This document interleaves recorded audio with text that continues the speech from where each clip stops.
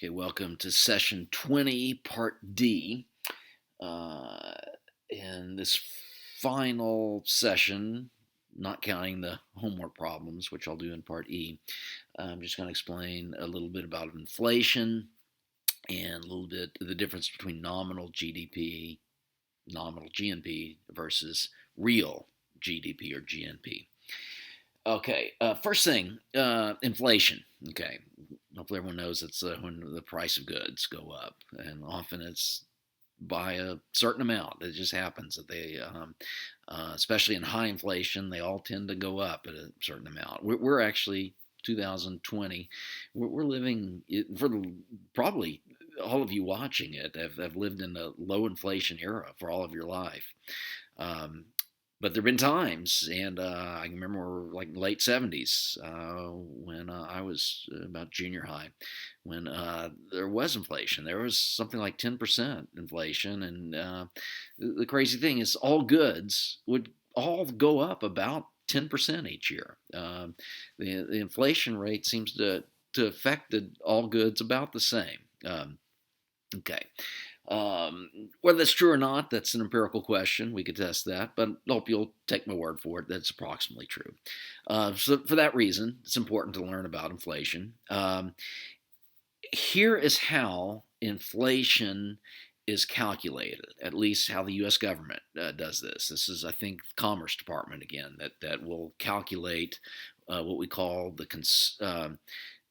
Consumer Price Index, the CPI. And by the way, that could be a test question. That I don't want you memorizing a lot of things, but that's something that educated people know. If I say the CPI, that means Consumer Price Index. Okay, that's what is used to calculate inflation. Okay, here's how that works.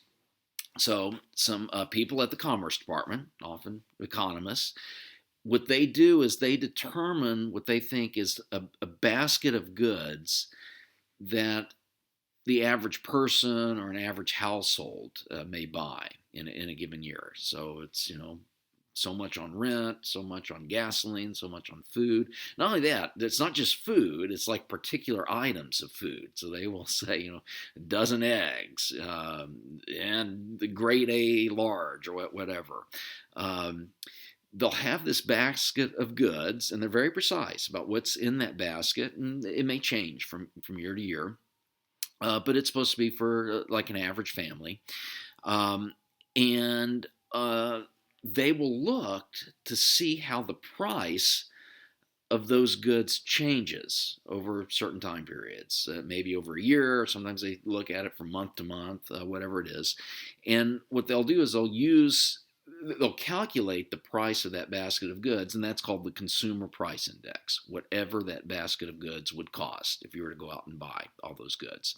And then they look how that changes, how the CPI changes, and that's how they calculate the inflation rate. So here's an example. Suppose that a price of a basket of goods, let's say at the end of 2019, whatever that basket was, it was $30,000. We have people who actually go out to grocery stores, gasoline stations, record these prices. And suppose that for that same basket of goods, the price goes up to $31,000 at the end of 2020.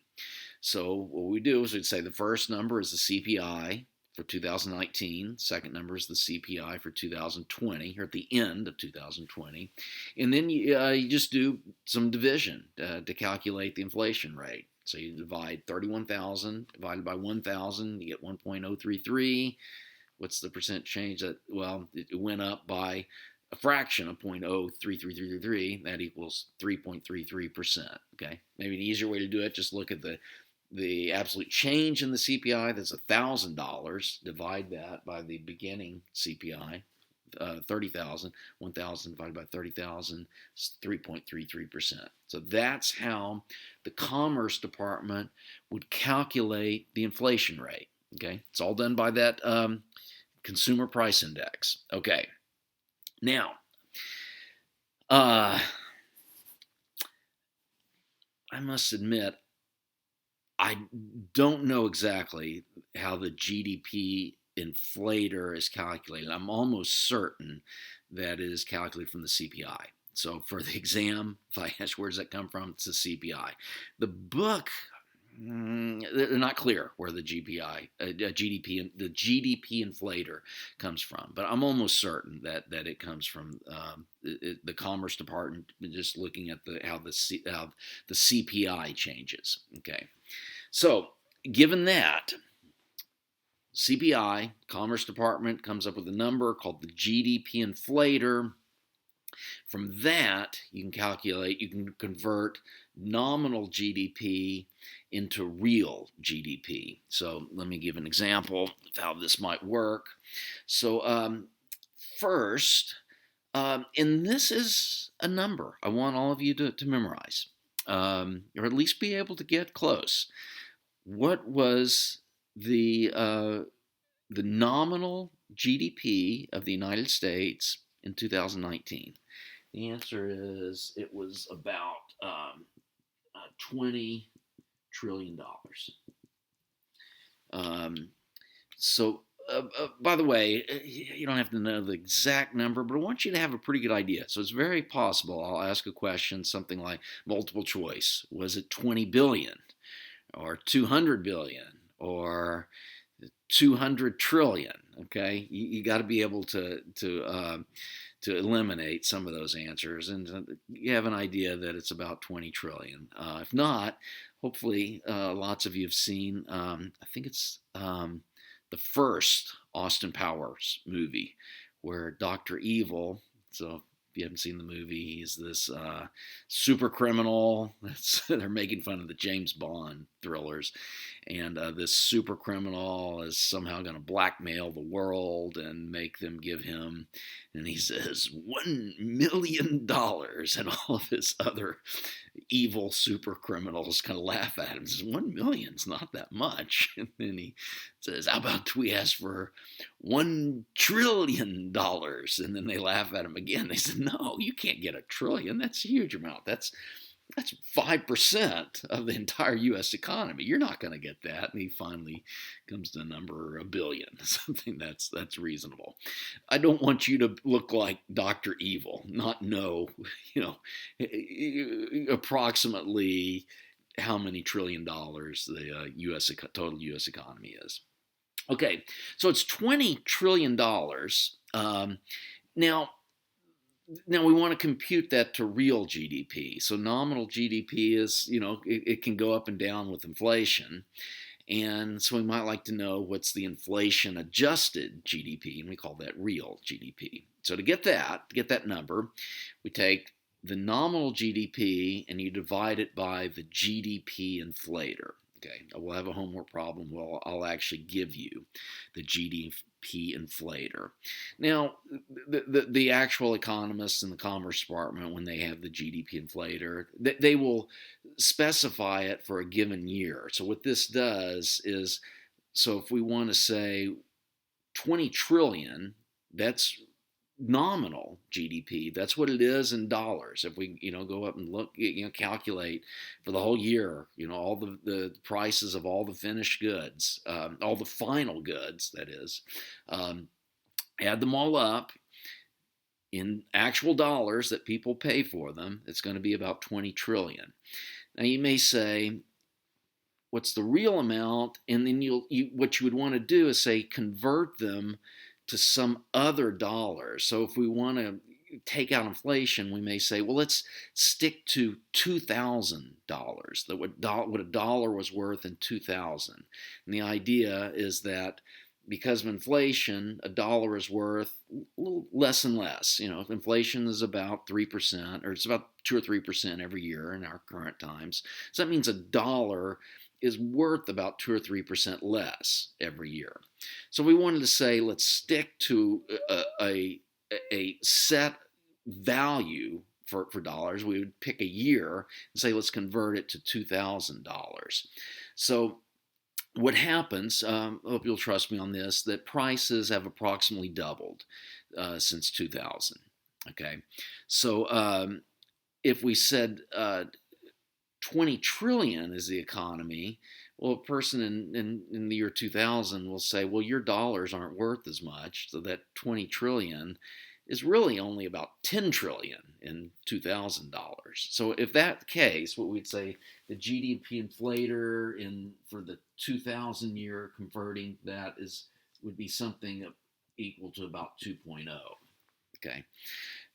Meanwhile, and then what we would get is the real GDP, say in $2,000 would equal 20 trillion divided by 2.0, 10 trillion.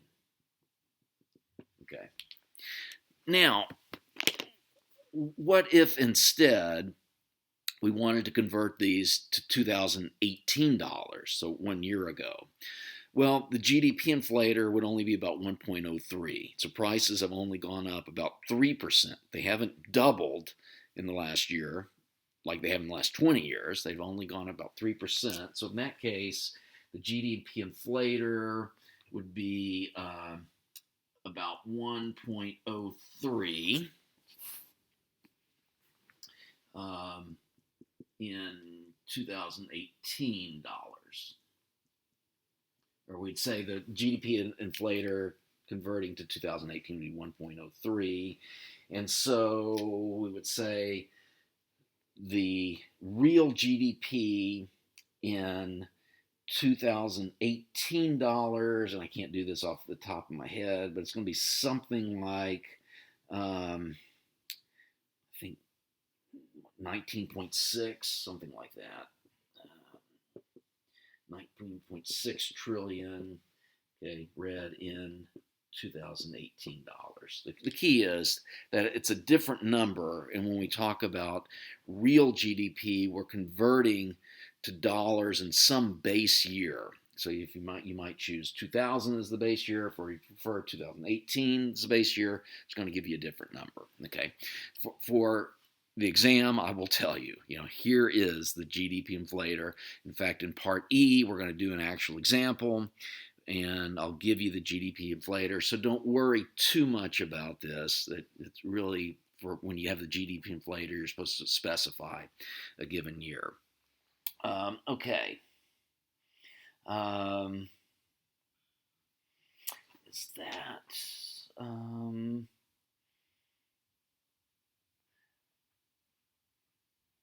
I think that's all I want to talk to you about right now. I think I'll leave it for session 21. I'll talk about a little bit about how, well, I'll foreshadow what's going on. GDP, real GDP, as I'll discuss in session 20, it's been going up about 2.5% to 3% a year. So that means and so part of that just because population has grown, but if you look at GDP per capita, population grows about 0.5% to 1% a year. So that means GDP per capita has been going up something like 2% a year. So that's a lot. We've genuinely been getting richer. The average person has been getting richer. And in fact, in 35 years, you do the math, that you do, it's like compound interest. 2% translates to about doubling every 35 years. So the real GDP per person has approximately doubled in the last 35 years. So that means every generation's about 35 years. So that means you are can expect to be about twice as rich as your parents were at the same age. And that's been going on in the U.S.